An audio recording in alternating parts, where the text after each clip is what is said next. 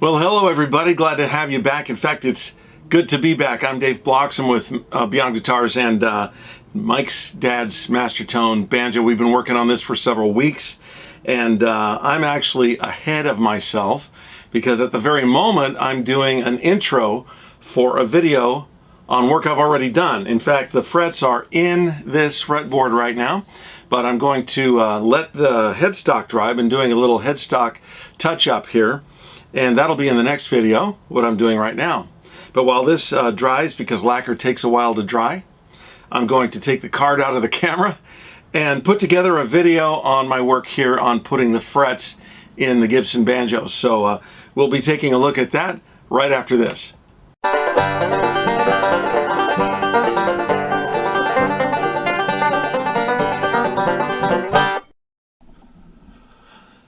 Okay, so what I want to point out here are just the steps involved. I've got a few frets installed here, and I have now made a decision that I'm going to wax this off after they're all installed because I don't want to get wax down in the slots. So it should be a little easier to keep the wax out of there since it's not really runny, and the frets will be in the slots. So that's what I'm going to do, and then I'll go ahead, double check that they're all pressed in properly, and then I'll drop the glue in after they're all done. Now what I have here is just a stick with some holes I drilled in it just to keep the frets handy for me so they're not falling all over the place.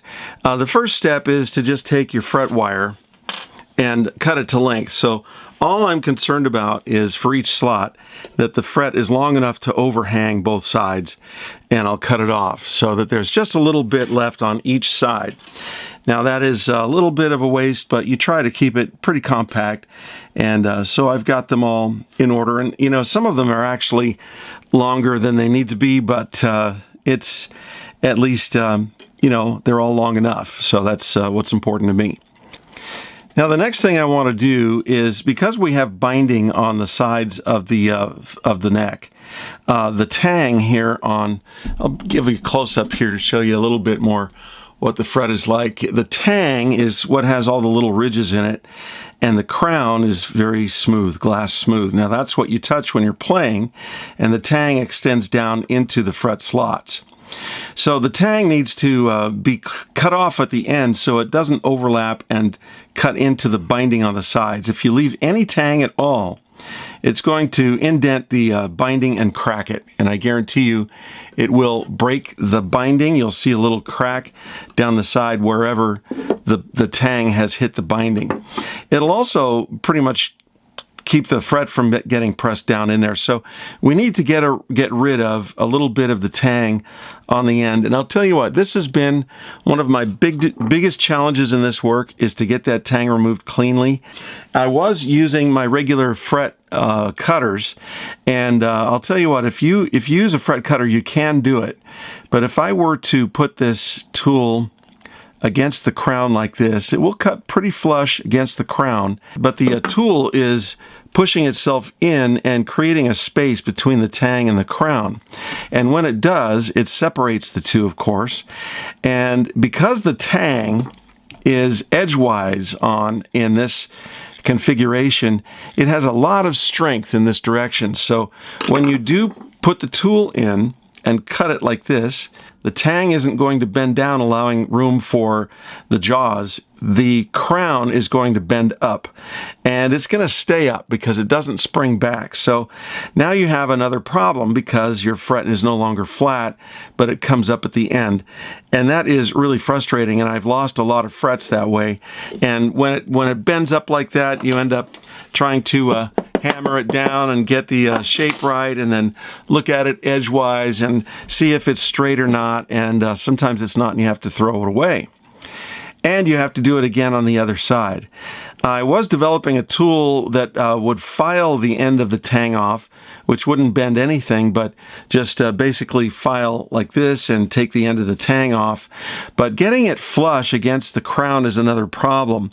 And that's even a problem when I did manage to cut it properly with the fret nipper because it doesn't get completely flush, and I would file a little bit of it off at the end, because if you have even a little bit of the tang left and it hits that binding, I swear it's going to crack your binding. So what you want to do is get that crown clean on the bottom and the tang cut off.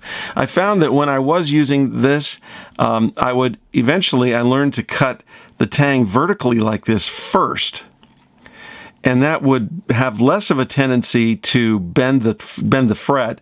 And once that's cut off, then you can separate this, and instead of bending the fret up, it would just dump the end of the tang off. So that way works better, and that's how I established a method, was to cut back a little bit vertically and then come back and cut under the crown and then finish it off with a small file, but that of course presents its own problem.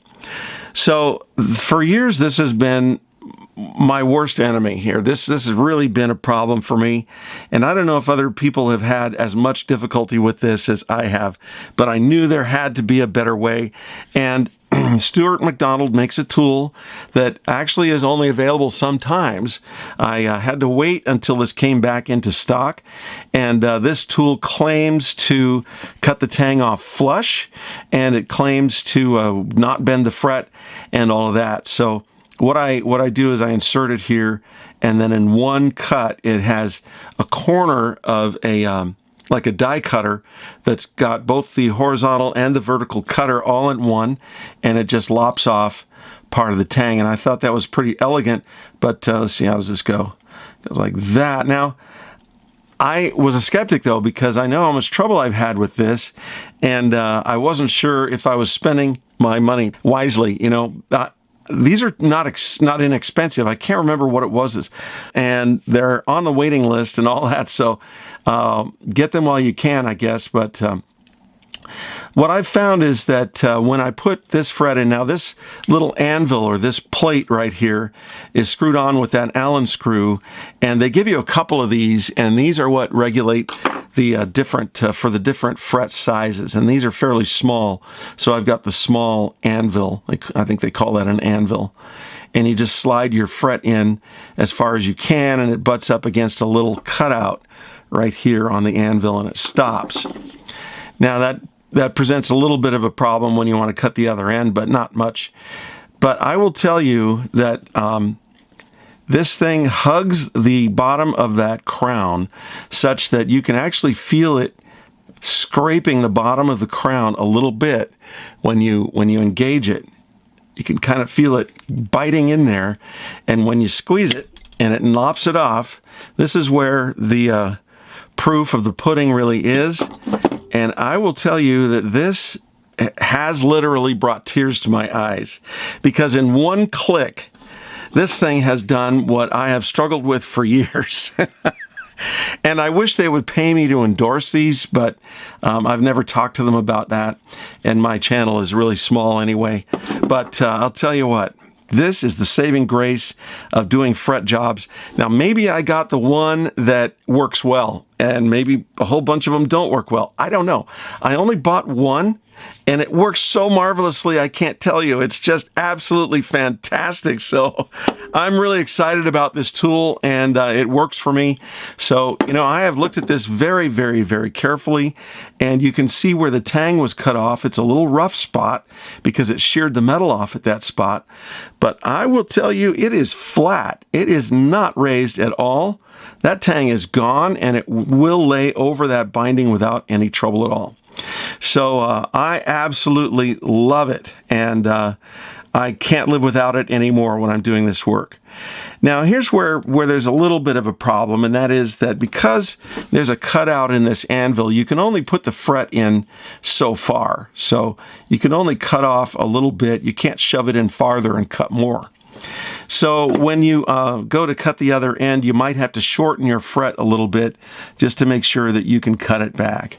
Now, what I'm going to do here is make sure that my tang is actually inboard of the binding just a little bit. Doesn't need to be much. In fact, you don't want it to be much because the tang's what holds the fret down. Oh, and by the way, it doesn't bend the fret at all. So it's just perfect for me. And I mean, tools that work really well. I think the person that did this has found their calling, and that they have, whoever designed this absolutely is doing what they should do in life, because it is that good. I'll tell you, no amateur designed that. Now, when I'm holding this here, I've got this tang, the cutoff section, just shy of the end of the groove or there at the binding. And I'm going to mark this. I can mark it on the crown or anywhere. I don't really care. I'm going to use a little Sharpie and mark it and take a mental note immediately that I can cut to about the middle of that mark. So that's where I want to be. Now, it may or may not reach, and I may have to cut the end off a little bit. So as I put it in the tool, you know, this particular one lines up just right. So I'm going to go ahead and cut it off right there. Oh, what a great feeling. That feels so good when that thing lops off like that. And now I've got the perfectly sized fret for this slot. And you can see that the tang is a little shy here of the edge, a little shy here of the edge, and it's ready to go in. So I don't care about length right now. I'll cut them all off at the same time. I'll just go cut them off, and then we'll do a chamfer on those when we're ready to go. Now, I do have a fret press, and I haven't used it much, but I think we'll go with one more fret here, this one, and before we use the fret press, because you can't do it when you're up against the heel like this. So don't be afraid if you are a little shy to hammer on your neck. Don't be afraid. Everything will be fine. I like to give it some good support. Now, when I was putting in the bottom ones, it's supported well here because the heel is totally under it, but now I'm going to start using the sandbag and go ahead and hammer these in. And you can get pretty vigorous with your hammer. It's not going to hurt anything. And I go back and forth a few times, kind of start at one end. I don't drive it in all the way at one end. I kind of try to bring it down evenly as I go, and then do a couple of passes from right to left and left to right, and then inspect it and make sure that I've got that fret all the way down. And I'll look at that real carefully.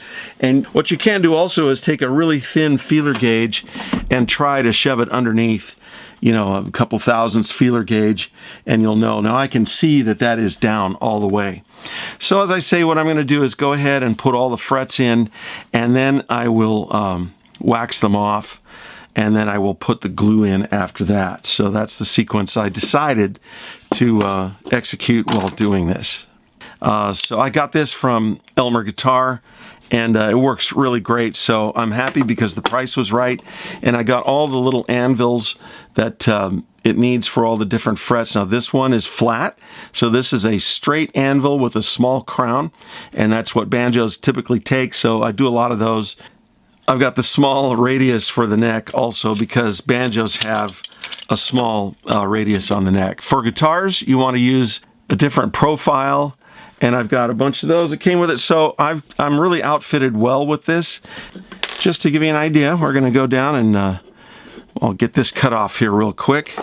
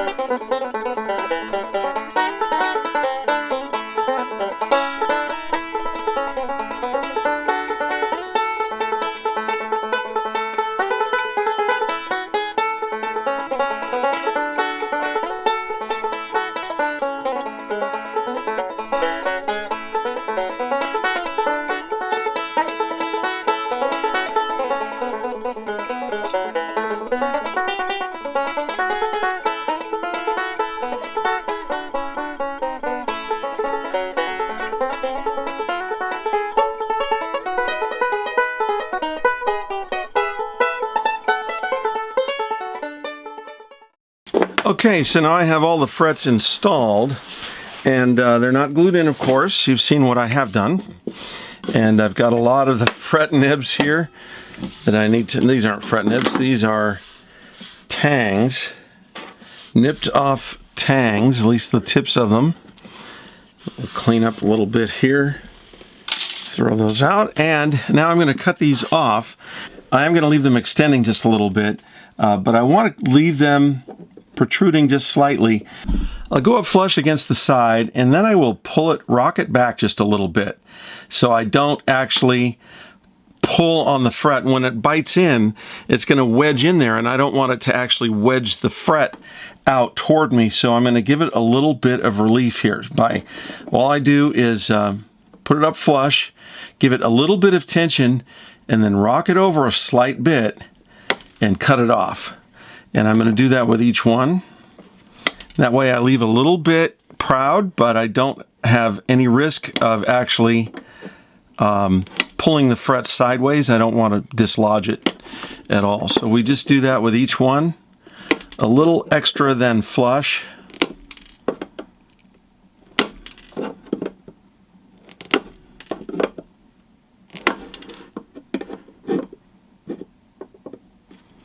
We'll say flush plus.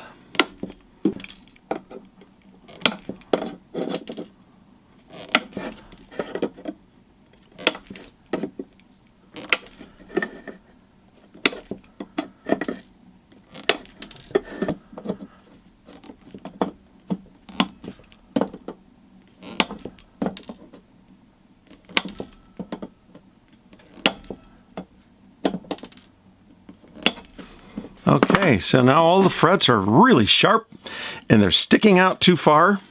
But the next thing I want to do is file them down. And I've got another little handy tool for that, and that is a handmade tool. Here, I didn't hand make it, but someone else did. The fret end file. So it's at an angle, if you can see. The angle will file the fret ends down at kind of a 45. So we'll run this along all the frets.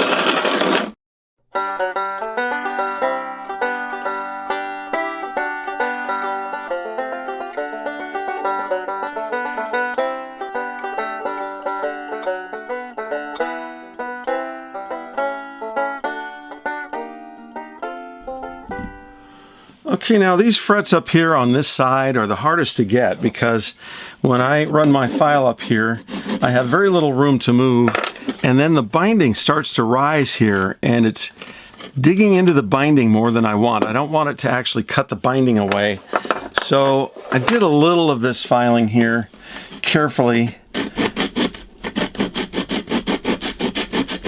but you know, I cut them back a little bit more with the nippers also. And now I'm going to use my triangular fret file on these to get them down. Now the edges of these are not sharp. They don't have teeth on them. So if I touch the sides with the file, I'll be in good shape.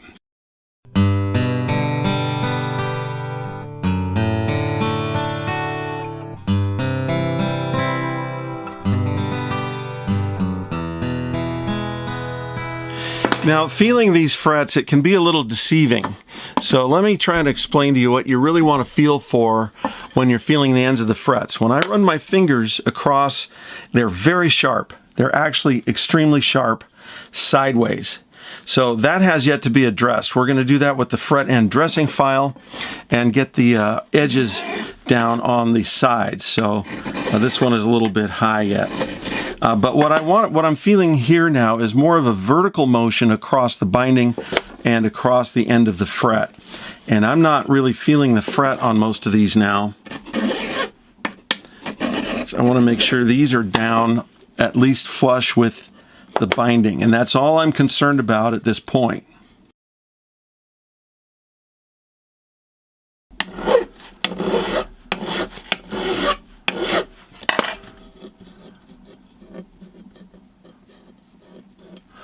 Okay, so again, if I were to move along the length of these frets this way, they're very sharp because the corners are sharp.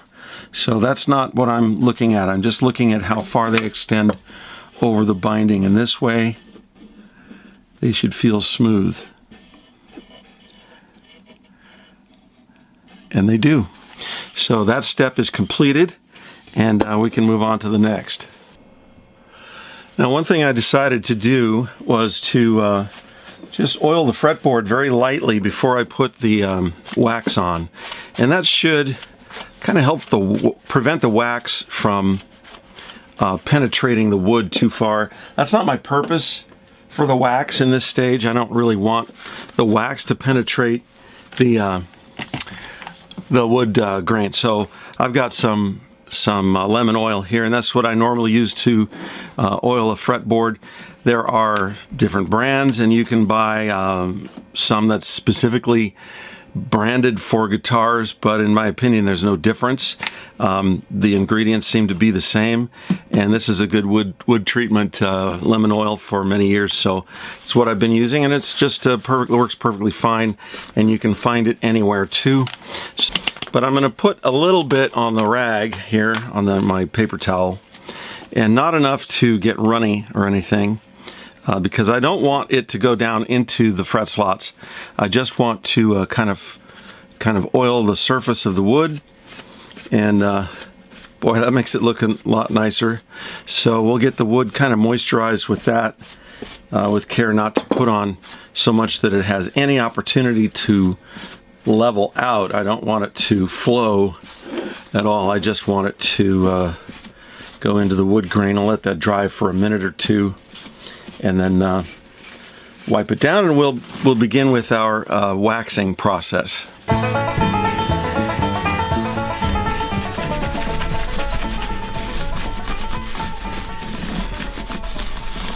Okay, a very light oil treatment.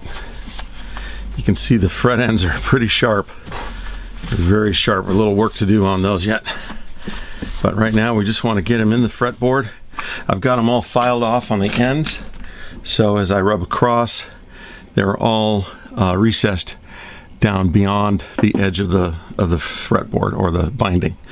So we'll treat the ends here in a little bit. But I've got them pressed in, and what I want to do now is just take some of my wax. You know, I am going to use the Renaissance wax, not because it works better, but I like the jar. It's just a little more awkward to open and close the Johnson wax can. It's not a threaded lid. You have to kind of pry it off and put it back on, but I don't like this stuff drying out. So as I found in my experiments in the last video, both waxes work equally well. So I've got a little Renaissance wax on the brush, and I can see it's a little bit wet there, so it is going on. It's a warm day. I really have to pick my hours because of the heat. Slows me down though when the weather gets as hot as it has been.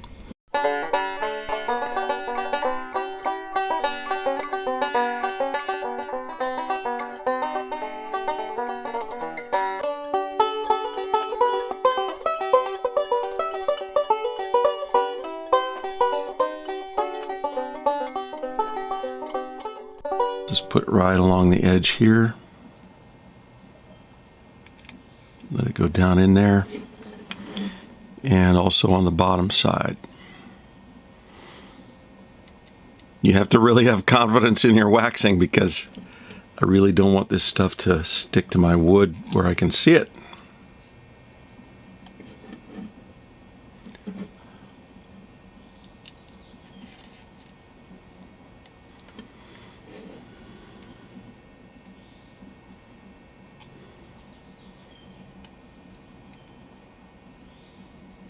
Let's see if I can get this one. The first one would be my fifth one up from the bottom.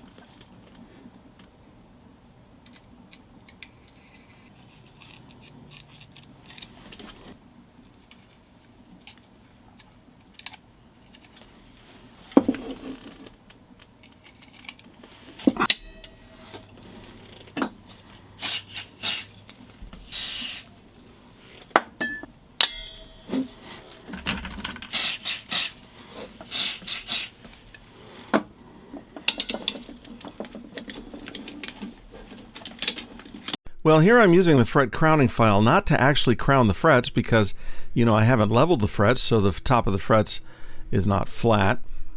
But I'm using it to remove the glue. Surprisingly, the super glue really stuck to the fret quite aggressively and not to the wood. So fortunately, at least, I didn't have to do much to get the glue off the wood.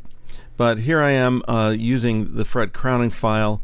Did a couple of frets. I haven't gone all the way down the fretboard, but now I'm scraping the wood section of the fretboard with the file cabinet scraper. Actually, that's what it's called. That chore is pretty simple. It just kind of chips right off because of the wax. So this is probably the only place I really use steel wool, but I'm now, having scraped the glue off the frets, I'm doing a little final run here with some of the lemon oil on the steel wool. And what I'm doing here is trying to get the wax off, get the glue off, really get all of that stuff off of here. So now I don't worry about getting oil down in the fret slots since we're all glued in. And clean up all the little flakes and other parts of that that needed to come off. So there we go.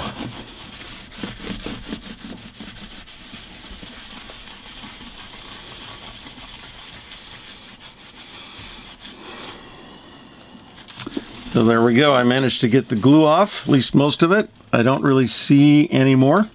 So we're in good shape. And we can move on now to filing the fret ends.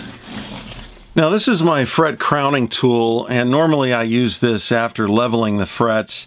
There is another way you can use this, and I've seen others do it, and I've done it some myself, but I've toned it down. I don't do as much of this procedure with it as I used to.